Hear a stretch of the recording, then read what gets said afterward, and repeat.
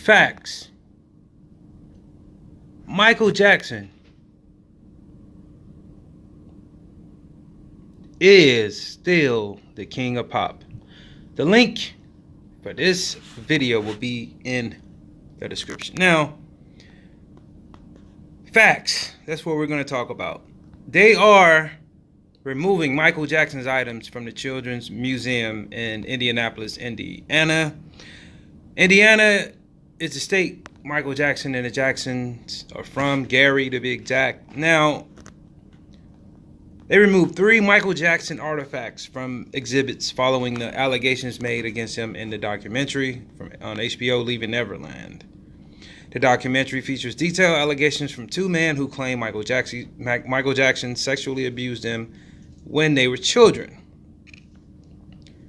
According to the museum, Jackson's iconic fedora and white glove, purchased several years ago at an auction for the museum's American Pop exhibit, have both been removed, as well as a signed poster from the Power of Children exhibit. As the world's largest children's museum, we are very sensitive to our audience, Kimberly Holmes Robinson, Director of Media and Public Relations, told CBS News, and in excess of caution in response to the controversy over the HBO film called Leaving Neverland, which directly involved allegations of abuse against children. We removed those objects while we carefully consider the situation. While the museum did remove the Jackson artifacts, several pictures of the musician remain on display in the Power of Children exhibit. According to the museum, they are part of a direct recreation of Ryan White's room. The Indian native became the poster child for HIV/AIDS in the U.S. in the 1980s after being denied admittance to school following AIDS diagnosis.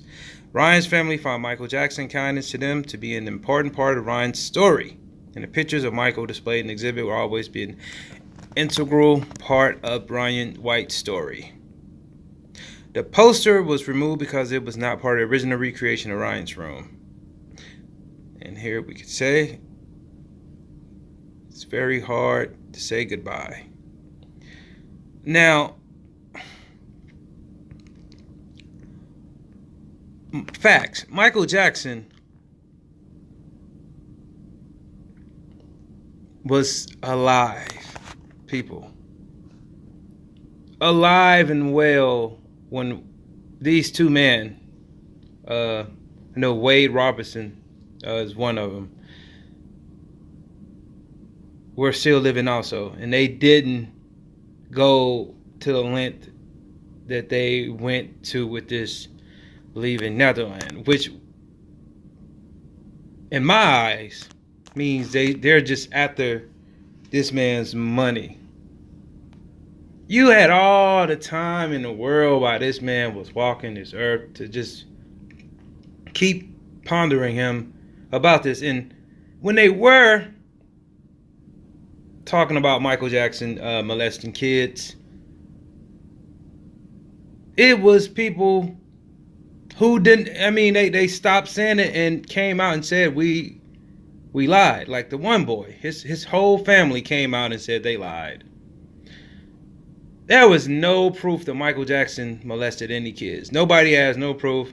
You have, and I know a lot of people are going to have mixed reactions about this. You have people like Corey Haim, superstars, that said, man, I stayed over Michael Jackson's house. He was the coolest. He didn't do anything to me. You have all types of people that's defending Michael. And then you have, on the other hand, people that say, oh, yeah, he molested kids. Because I'll tell you, when you have a pop icon status like Michael Jackson, hands down, if there was no allegations against him, would have went down in history as the greatest of all time as far as record sales and reputation. Because they had nothing else on Michael. Nothing. Michael Jackson didn't do nothing. No, they didn't have nothing like a long-term drug abuse. They didn't have he wasn't ghetto. He changed his, when his kids started changing, they didn't have nothing bad to say about it, so they started reporting that. Like it was something real big. He wants to be white. Like, it was so much that they were looking for in order to say bad about him, because he had too much good. Michael Jackson positives will always outweigh his negatives, but now it's to a point where they are trying any and everything to damage this man's reputation. He is dead and gone.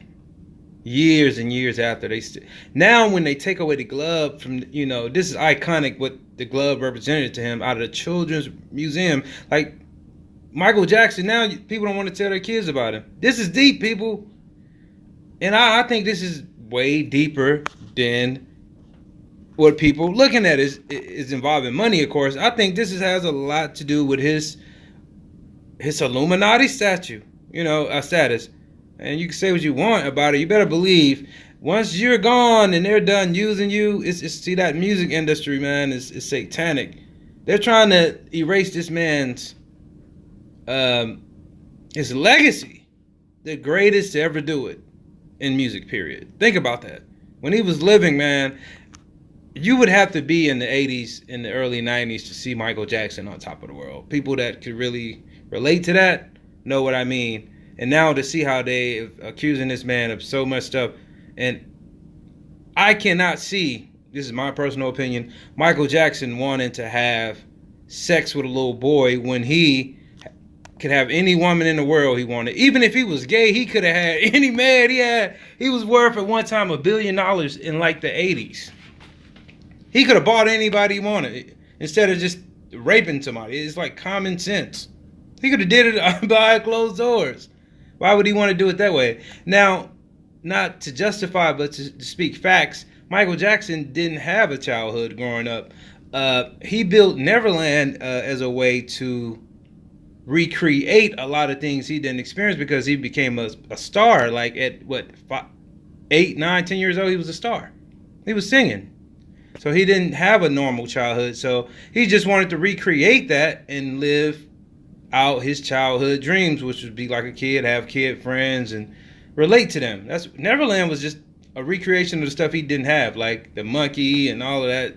That was just him trying to show people that, hey, I really didn't have these things growing up, and now I got the money, I could get them. But everybody's gonna have their own opinion on Michael and what's going on. But what do you guys think? They are taking all of Michael Jackson stuff out of the museums. Like this video, leave your comment, share it on social media, and subscribe.